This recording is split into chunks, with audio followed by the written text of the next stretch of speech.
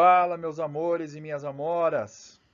Espero que vocês estejam bem, apesar desse momento maluco, né, que nós estamos vivendo aí, de pandemia, tempo de estudarmos muitas vezes com um certo distanciamento, com exceção daqueles que estão tendo o privilégio de estudar aí presencialmente, como no cursinho que eu dou aula. Mas de qualquer forma, aqueles que estão estudando aí em casa, não parem de estudar, sempre é tempo de aprender.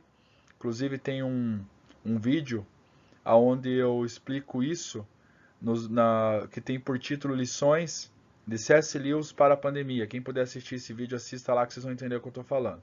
Bom, continua agora a série aí sobre o Emile Durkheim, mais um dos importantes pais da sociologia. Eles foram chamados pais da sociologia, evidentemente, de forma póstuma, ou seja, por pessoas que estudaram eles depois que eles já tinham morrido, até porque a sociologia estava se consolidando nesse contexto do século XIX. E o Emile Durkheim é muito importante porque ele escreveu um livro chamado Regras do Método Sociológico, muito interessante. Por que esse livro é interessante? Vocês devem lembrar, quando eu expliquei sobre o contexto histórico da sociologia e o contexto do cientificismo, ou seja, aquela ideia de explicar tudo através de leis científicas. E para os estudos das ciências humanas, os caras acreditavam que era possível encontrar regras, métodos, objetos de estudo que eram quase que fixos. Emile Durkheim não foi tão radical assim nisso, mas ele encontrou aquilo que nós podemos chamar de objeto de estudo da sociologia, que são os fatos sociais. Para o biólogo, o objeto do seu estudo, entre aspas, a gente chama objeto, mas o que ele estuda, né, é a vida. O historiador, o homem em sociedade ao longo do tempo. O filósofo, ele tem uma busca da verdade, uma busca da compreensão do pensamento humano, nessa busca pela verdade, ok?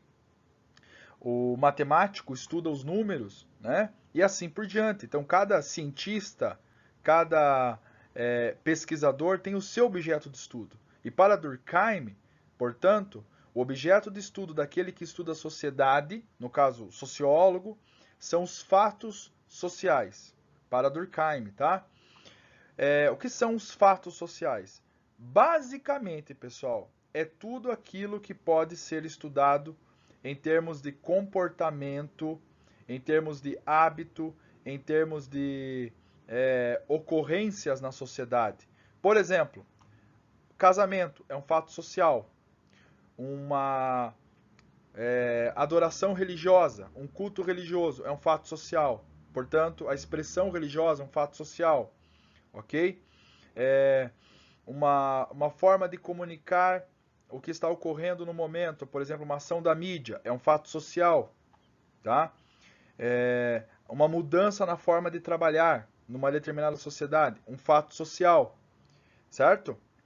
Um acidente que tenha acontecido muito grave pode ser estudado como um fato social também. Enfim, tudo que ocorre na sociedade que acaba envolvendo, sobretudo mais o indivíduo, direta ou indiretamente, pode ser considerado um fato social, porque ele acaba afetando a sociedade, certo? Então, existem fatos sociais que aglutinam a sociedade, ou seja, que fazem a sociedade funcionar de uma forma melhor, e existem fatos sociais que atrapalham o funcionamento dessa sociedade.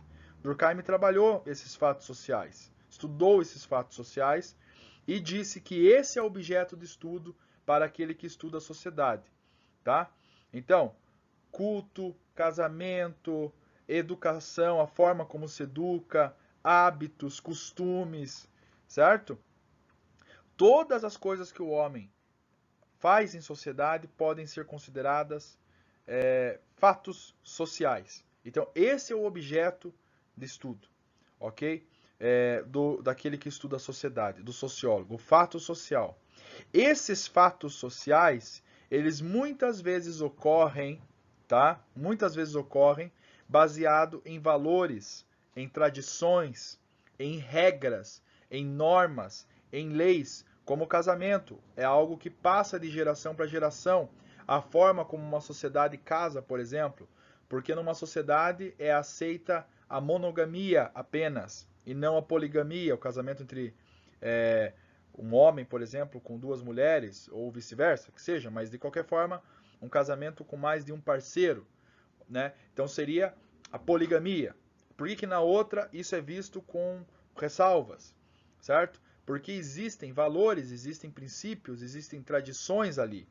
E quando essas regras são respeitadas, esse grupo respeita não apenas a regra do casamento, mas hábitos, a lei também existente numa sociedade, isto gera uma coesão naquele grupo. Aquele grupo não se dissolve.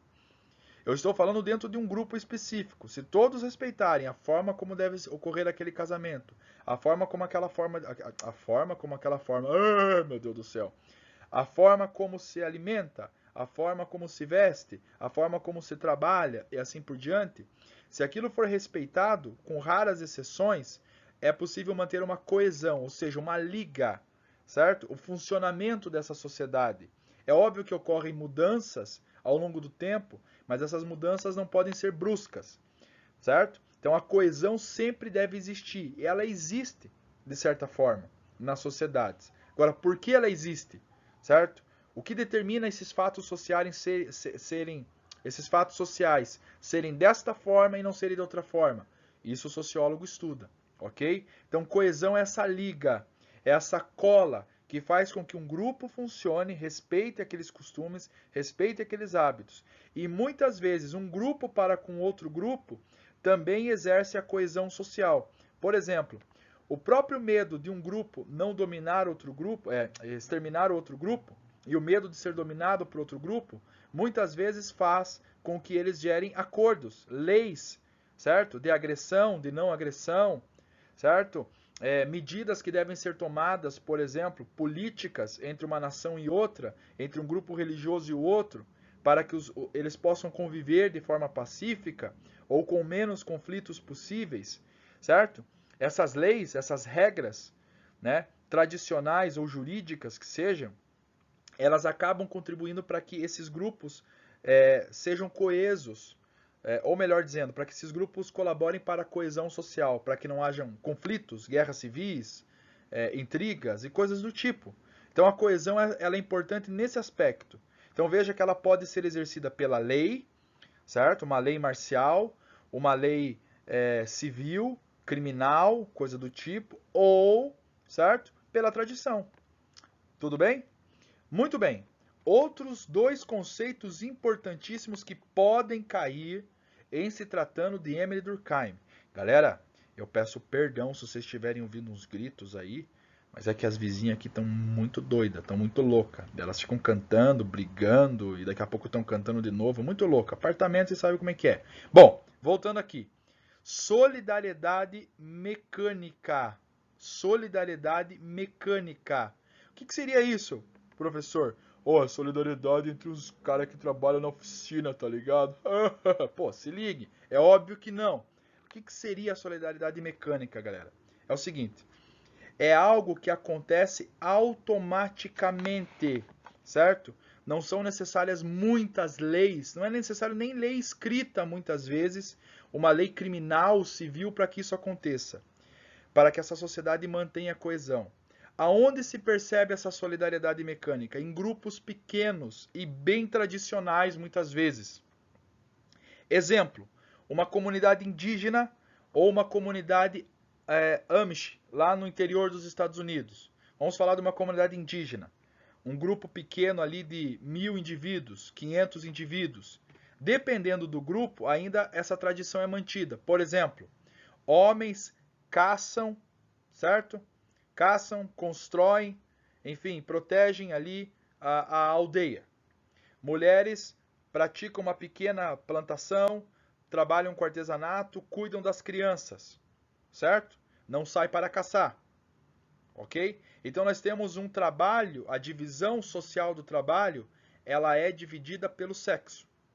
O que cada um faz? Mulheres fazem uma coisa, e isso há milênios, isso há séculos, milênios, enfim, que seja.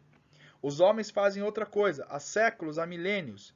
Não tem uma lei determinando isso no papel, é o costume tradicional.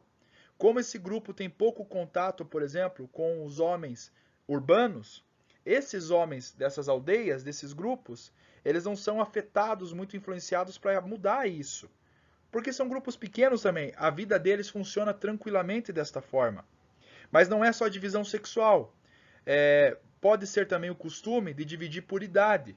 Homens em uma determinada idade podem participar dos rituais religiosos, e se forem mais novos, não, tem que passar por um ritual de passagem, certo? Ok? E isso é ensinado de pais para filhos de forma consuetudinária, ou seja, tradicional. Então, a sociedade ali funciona, cada um sabe bem o que deve se cumprir, o número de atividades o número é pequeno, perdão. Por exemplo, né, você não tem ali trabalho em fábricas, não há trabalho em indústrias, não há trabalho em escritórios, porque não há comércio desenvolvido, certo? O comércio é muito incipiente, a produção é para sobrevivência basicamente orgânica, ok? Você não tem uma variedade, uma complexidade como numa sociedade industrial. Então, os homens farão sempre as mesmas coisas, as mulheres farão sempre as mesmas coisas, tá? Ok? É óbvio que isso não é uma coisa absoluta. Existem comunidades que exercem a solidariedade mecânica de uma forma mais simples, ok? Isso no trabalho, na religião, enfim, nos hábitos do dia a dia. Mas essa coesão existe de forma mecânica, certo? Sem uma complexidade maior, mas existem sociedades que são mecânicas, mas com uma população um pouco maior, existe até uma variedade maior de atividades, mas não é uma coisa assim tão complexa como na cidade de Curitiba, por exemplo. Exemplo, na cidade de Curitiba, ou na cidade de São Paulo, seja metrópoles, ou cidades de médio ou pequeno porte também, mas desde que não sejam aquelas comunidades tradicionais, nós temos aquilo que é chamado de solidariedade orgânica. A palavra orgânica aqui não tem a ver com biológico, mas tem a ver com organização. É necessário uma organização por coerções diferentes.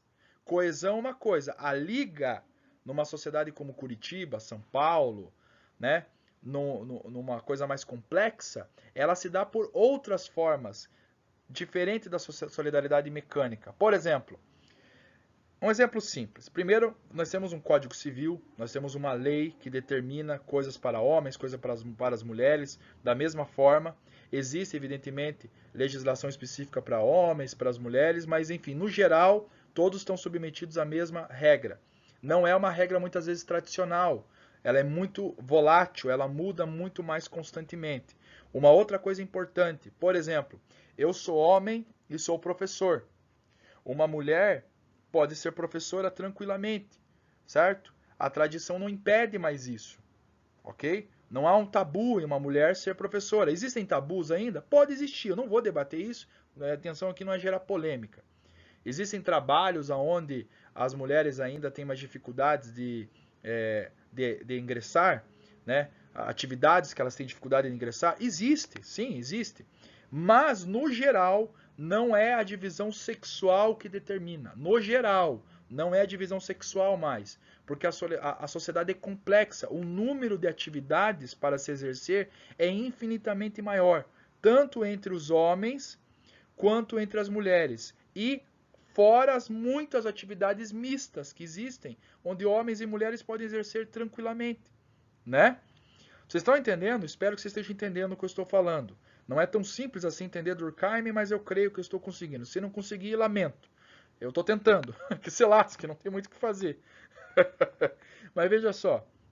É isso, pessoal. Tá? Então, até mesmo as religiões são muito variadas. Você pega Curitiba, por exemplo. Você nasce ateu, certo? Você pode se tornar cristão ao longo da vida. Você nasce, sei lá, capeteiro, pode se tornar um cristão ao longo da vida. Você nasceu cristão, tem outros que abandonam a fé, a espiritualidade e aderem ao ateísmo. Por quê? Porque não há mais uma determinante, ok? Você, de certa forma, não vai ser tão punido se você mudar como você seria, por exemplo, numa solidariedade mecânica, numa comunidade de solidariedade mecânica. No entanto, na solidariedade orgânica, numa comunidade complexa, existem também outras leis que podem te punir por outras coisas. Então, Basicamente é isso, pessoal. Lembre-se, solidariedade mecânica, tradição, costumes, comunidades pequenas. A coesão se dá pela tradição, muitas vezes. Solidariedade orgânica, a coesão se dá de uma forma muito mais complexa. Pela lei, há uma enorme quantidade de instituições, então existem acordos diplomáticos, acordos civis, contrato de trabalho, enfim, a questão da educação que tem que ser direcionada para manter essa coesão. Existe, nossa, uma montoeira de fatores que determinam a coesão, certo? E leis que gerem uma coerção. Bom, já estou sendo redundante, mas é que eu quero deixar bem claro para vocês. E nós temos também uma coisa que pode ocorrer tanto na solidariedade mecânica quanto na orgânica, que é um outro conceito importante, que é a possibilidade de quebrar essa coesão, certo? Quando, por exemplo, os valores já não exercem mais a coerção, quando a lei não é suficiente, ok? Quando os costumes não são suficientes, que é a anomia. A palavra anomia no grego, ela é uma palavra também utilizada para pecado. E pecado significa o quê? Desvio, tá? O Michel Foucault, ele usa comportamento desviante, certo? Ou ele explica isso de uma outra forma. Mas, de qualquer maneira, a palavra utilizada aqui tem o mesmo significado para Foucault, um comportamento desviante, o sujeito desviante. Mas aqui, em Durkheim, a anomia, então, seria uma possibilidade de explicar essa falta de coesão. Por exemplo, o indivíduo que comete um assassinato, se esses assassinatos forem sendo permitidos, não existir uma lei para exercer uma coerção, punir esses indivíduos para servir de exemplo, essa anomia pode ir aumentando, esse comportamento desviante pode ir aumentando e gerar um colapso social, ok? Por exemplo, a revolta de trabalhadores mesmo, se ela se tornar cada vez mais comum, não há mais coesão social no mercado, na economia, certo? As empresas param de produzir. Nós estamos aí próximo, por exemplo, uma ameaça de uma greve de caminhoneiros. Se isso acontecer, é terrível para o país, não é bom, porque vai gerar uma anomia social. Porque o caminhoneiro não me conhece, mas a atividade dele é importante para a minha vida. Parte do alimento que está na minha mesa vem por meio dele. Então o trabalho dele é importante, assim como o meu é importante. Então eu educo o filho dele muitas vezes, né? Educo não, né? Mas eu ensino o filho dele, podemos dizer assim, e o filho dele, certo? Vai lá, vai aprender muitas coisas que serão importantes para a vida dele, mas o caminhoneiro traz alimento para minha mesa. Ele para de transportar esse alimento, vai acontecer o quê? O produtor rural para de produzir, porque ele não está conseguindo escoar, ele tem medo de perder a produção, né? Então o leite é jogado fora, a batata é jogada fora, para não desvalorizar.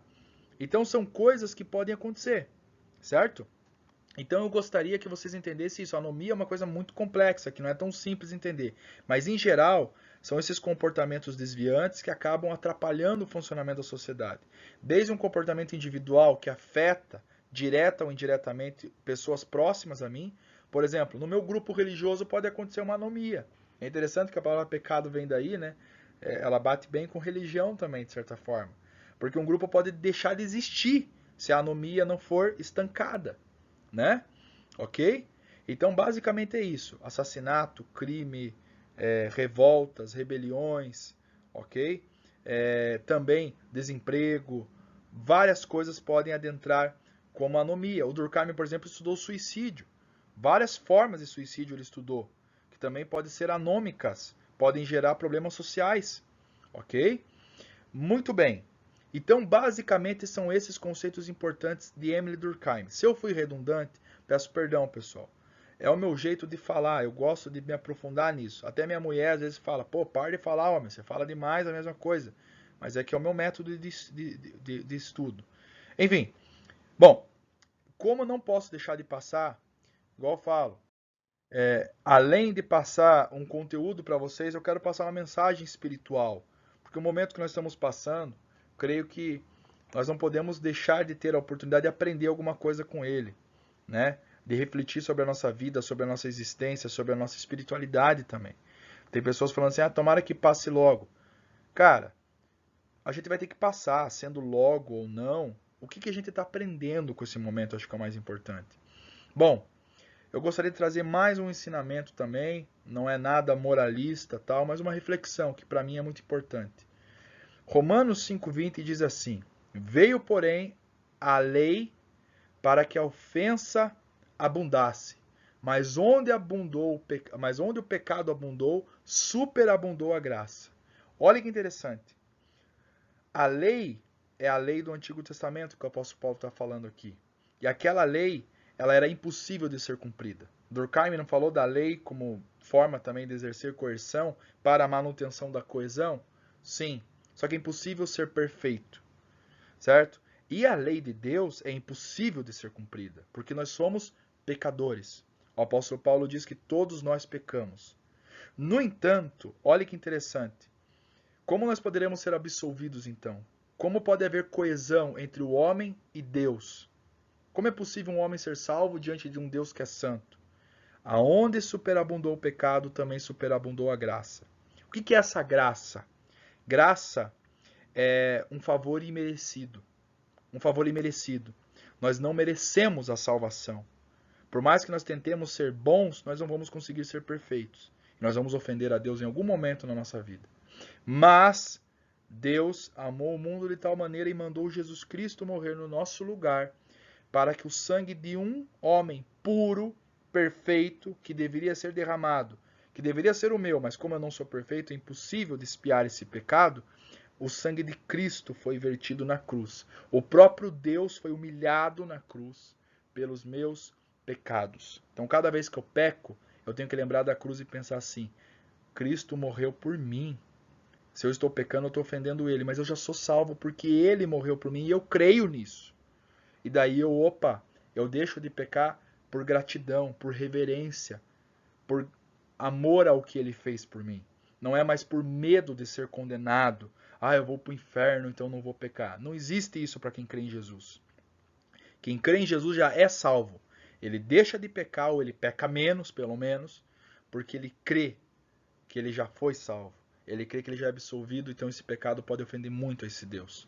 Então, saiba de uma coisa: se você está deixando de pecar por medo de ir para o inferno, você não compreendeu o que é a graça de Cristo. Eu não estou falando aqui para que você acredite no que eu estou falando dentro da teologia cristã. Agora, se você crê em Cristo, você é salvo e essa graça vai abundar. E ela traz alegria. Ela traz alegria porque, como eu sou imperfeito, eu não posso ser salvo por mim mesmo, eu preciso de graça. E Cristo foi gracioso comigo. Foi muito gracioso, porque eu não merecia o sacrifício dele, mas ele fez por amor.